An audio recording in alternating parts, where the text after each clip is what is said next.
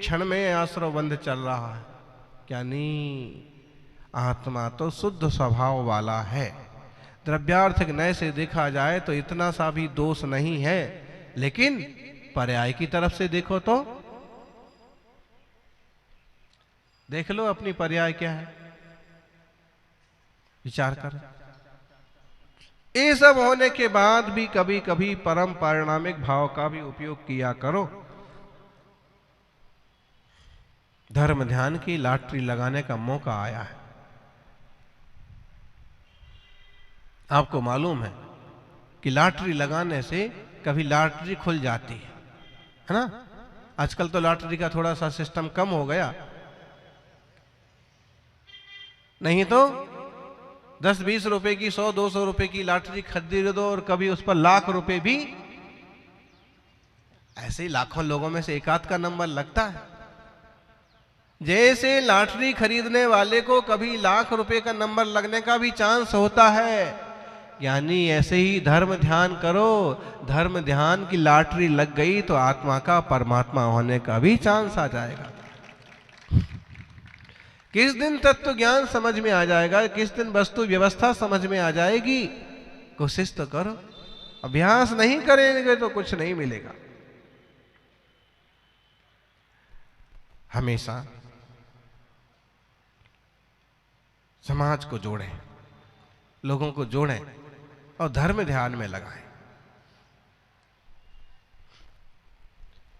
आपने देखा दर्जी क्या करता है, सुई भी रखता है और कैंची भी रखता है और फटाफट काम करता है। जब उसको कुछ चीज काटना है तो झट से कैंची उठाता है और यूं काट करके और फिर कैंची कहाँ रखता है, पांव के नीचे रखता है। लगभग ऐसे कहीं रखेगा कि हिले डुले भी नहीं, और जब चाहे तो पकड़ के तुरंत दूसरे।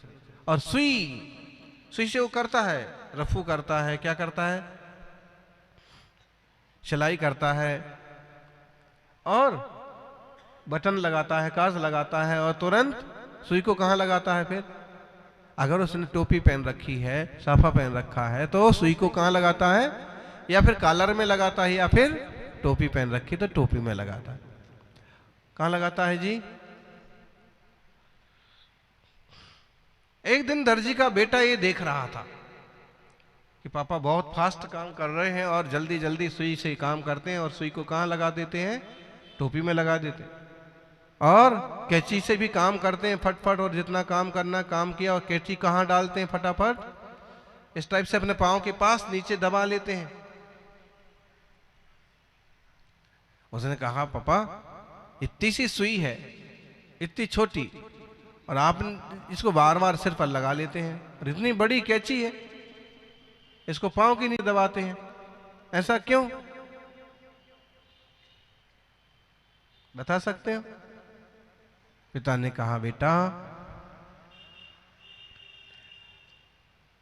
एक सच तो ये है कि सुई छोटी है और खो ना जाए, इसलिए इसको टोपी में लगाते हैं, और यहाँ हाथ जल्दी से जाता है और पकड़ के निकाल के अपना काम वापस करने लग जाते हैं। और कैंची बड़ी है, और अगर कहीं उसको ऊपर रखते हैं और गिरेगी किसी चीज पर तो वो चीज भी कट जाएगी, फट जाएगी। पांव पर गिरेगी तो पांव में भी घाव हो जाएगा, सुई गिरेगी तो ऐसा कुछ नहीं होगा। एक बात तो है, लेकिन आप इसका फलितार्थ समझना चाहो और अपने जीवन को ऊंचाइयों तक ले जाना चाहो तो बेटा इसको ऐसे समझो कि जो लोग सुई की तरह होते हैं, समाज को सिलते रहते हैं, लोगों को जोड़ते रहते हैं, वो सुई की तरह सबके सिर पर चढ़ाए जाते हैं, सम्मान किया जाता है, उनको सिर में लगाया जाता है।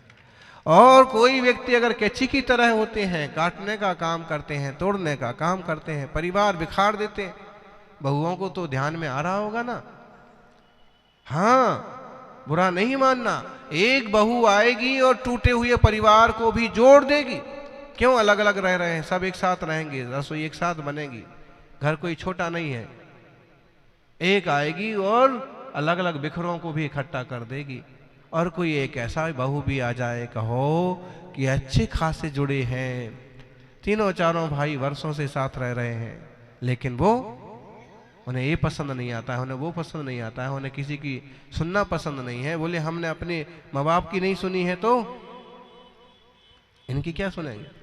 ज्ञानी जो सुनता है वो निखरता है। थोड़ा सुनना भी सीखना होता है। सुनेंगे तो समझेंगे। जिनको सुनने की क्षमता है उनको जोड़ने की क्षमता होती है, और जो सुन नहीं सकते हैं वो कुछ नहीं कर सकते। थोड़ा थोड़ा सुनना सीखें, कोई बात नहीं।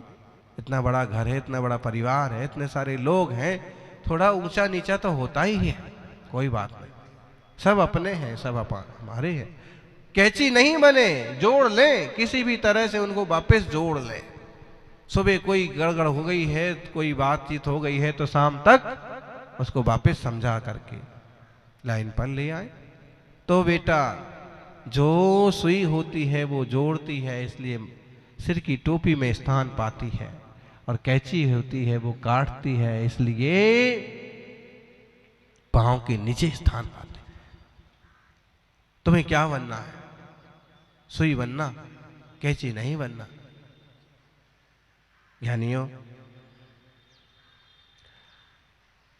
जीवन बहुत कीमती है, और इस कीमती जीवन के एक एक लम्हे का, एक एक समय का सदुपयोग करना। कैसी भी परिस्थिति आ जाए धर्म नहीं छूटना चाहिए। अभी ज्ञानी कह रहे थे हमें नहीं मालूम था कि आप फिरोजाबाद के हैं, लेकिन आपने जो घटना सुना एकदम सत्य है, 100% सत्य है कि उनको इतना बुखार है, 102 103 बुखार है, फिर भी उन्हें विहार करना है, सो करना है। और उसके बीच में ये भी हुआ कि मक्खनपुर में 5-7 साधुओं के अंतराय हो गए मक्खियों के कारण से। मक्खनपुर जैसा नाम था, तो साधु हमको बाद में वो कहानी बताते थे कि सिकोहापुर से सिकोहाबाद से बिहार करके मक्खनपुर पहुंचे। बोले मक्खनपुर नहीं, पूरा मक्खीपुर था। कि किसी साधु के हाथ में मक्खी आ गई, किसी की दाल में मक्खी आ गई, किसी के पात्र में मक्खी गिर गई, और ऐसे बोले उस दिन आधे से ज्यादा साधुओं के अंतराय हुए। गुरुवर अस्वस्थ थे, बुखार था, तो उनने केवल गर्म जल लिया, थोड़ा सा कुछ लिया और वो बैठ गए, लेकिन फिर भी बिहार नहीं रुका। जो साधना है, जो क्रिया है, जो चर्या है, वो होगी। आप देख ही लीजिए, आप जर्रा सा बहाना निकालेंगे आज मंदिर नहीं जाएंगे, क्यों साहब? सर्दी खांसी हो रही है। सर्दी खांसी हो रही तो मंदिर ने क्या बिगाड़ा है? दूर से दर्शन कर लो, दूसरे भाइयों को मत छूना, उनके पास अपना मुख मत ले जाना अगर आपको कोरोना जैसा डाउट हो रहा है तो। लेकिन पूजा भक्ति दूर से करो, करो तो सही। निमित्त बहाने क्यों बनाते? और कहते हैं कि उस चतुर्मास में भी वो काफी अस्वस्थ रहे, काफी बुखार आता था उनको। अपन तो 1-2 दिन में टूट गए। अभी हम बता रहे थे नरेंद्र जी को, ये युवा भी बैठे थे कि आज मेरा जो है कमर बहुत दुख रही है। अब दुख रही थी तो बोल दिया, लेकिन क्या किया जाए? मुंह कड़वा हो गया है, बुखार है तो ऐसा हो गई होगा, और स्वाद भी नहीं आ रहा है, और नाक भी खूब बह रही है। तो ये सब लक्षण किस चीज के हैं जी?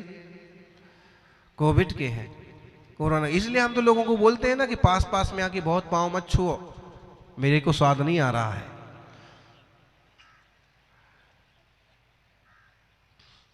लेकिन कुछ भी है, शरीर किस ढंग से पेश आए, आपको अपने कर्तव्य नहीं छोड़ना है। सरल स्वभावी है कि प्रमादी? कुछ लोग होते हैं सरल स्वभावी होते हैं, वो ये काम भी कर लेंगे, वो काम भी कर देंगे, इनका भी कर लेंगे, उनका भी कर लेंगे। और कुछ प्रमादी होते हैं, जरा सी चीज को, आसान सी बात को भी वो कहेंगे ही नहीं हो सकता। क्यों नहीं हो सकता? हम करेंगे तो सब कुछ होगा। क्या नहीं होता है? ठान लो तो जो बिहार, जो प्रवेश जो है ना जुलाई में होने वाला है, वो प्रवेश मार्च में ही हो जाता है। ठान लो तो सब कुछ होता है। और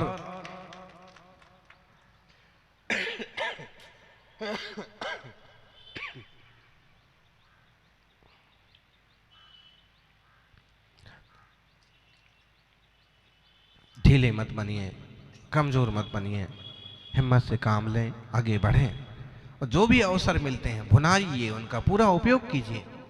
युवाओं, आपकी शक्ति हो, आपका जोश हो और बड़े बुजुर्गों का आशीर्वाद हो और होश हो और समाज सेवा में, गुरु सेवा में निरंतर आगे बढ़िए। कि शीशे की तरह टूट के मिटना नहीं अच्छा। एक छोटा सा गीत है, शीशे की तरह टूट के मिटना नहीं अच्छा। शीशा टूटता है, मिट जाता है। शीशे की तरह टूट के मिटना नहीं अच्छा, आंसू किसी के देख के हंसना नहीं अच्छा।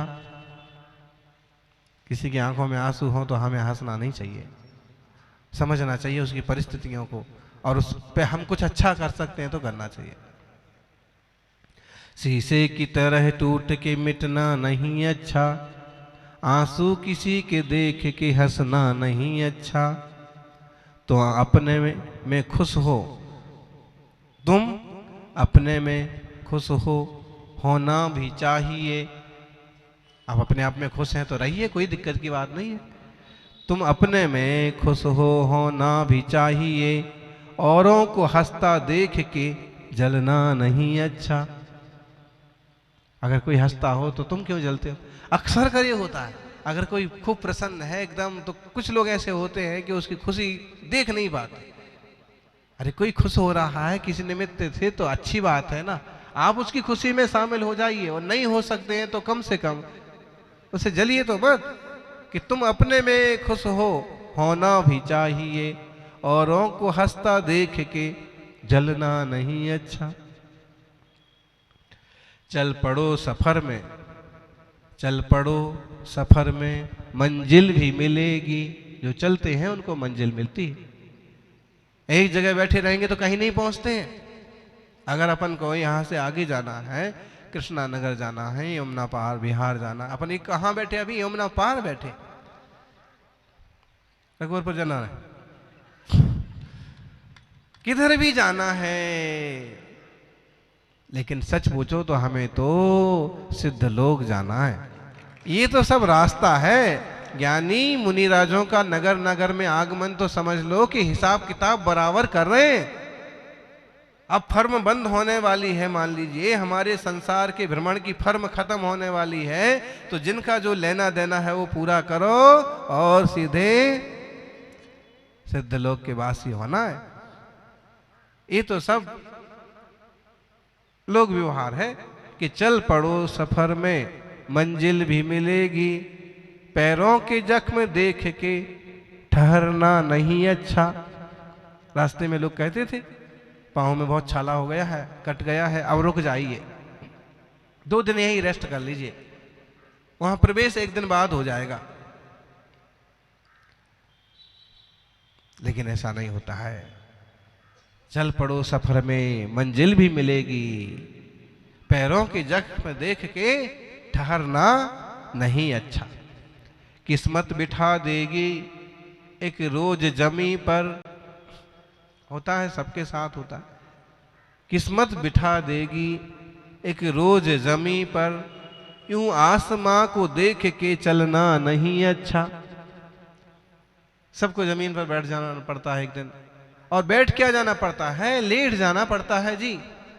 और वैदिकों में तो आज भी ये परंपरा है कि बूढ़े अगर मरणासन हो गया तो अब इनको जमीन पर लिटा दो।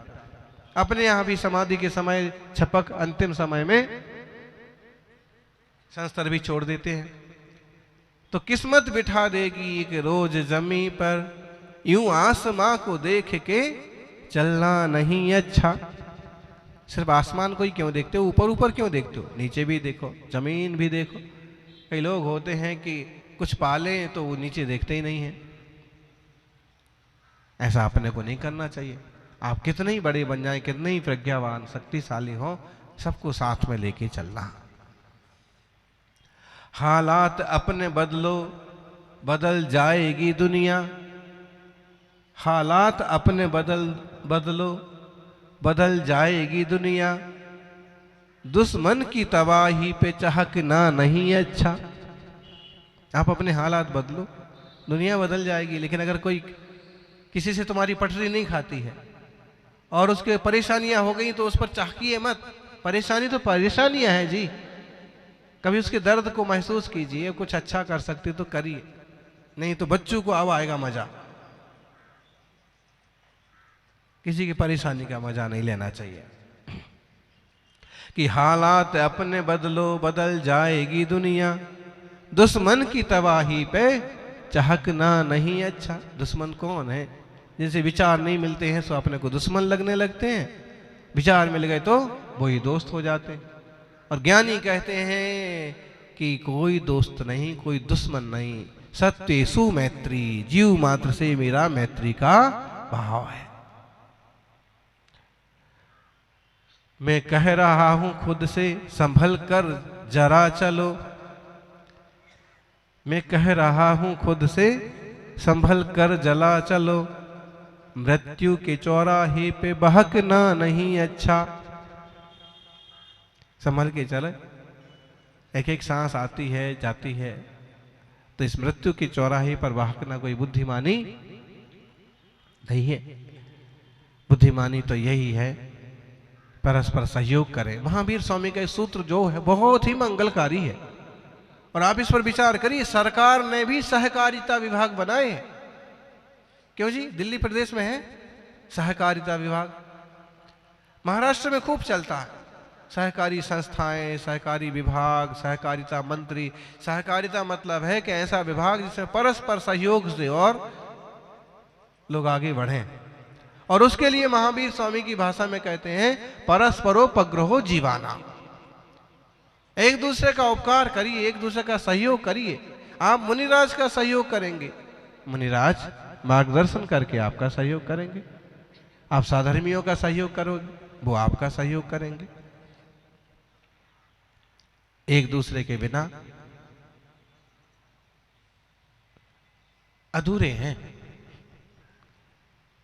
चूंकि प्रत्येक द्रव्य स्वतंत्र है और एक द्रव्य दूसरे द्रव्य का कुछ नहीं करता है, ये मूल सिद्धांत है। फिर भी व्यवहारिक दृष्टिकोण से जब हम चिंतन करते हैं, वात्सल्य की दृष्टि से विचार करते हैं, तो परस्पर सहयोग हो, देवशास्त्र गुरु के प्रति समर्पण हो और मोक्ष मार्ग के प्रति अर्पण हो। यही मंगल भावना। परिणाम सही दिशा में चले, परिणमन सही दिशा में होगा। गति सही दिशा में करें, गमन सही दिशा में होगा, और एक दिन हमारा आत्मा भी भगवान होगा। जय बोलिए 24 तीर्थंकर भगवान की।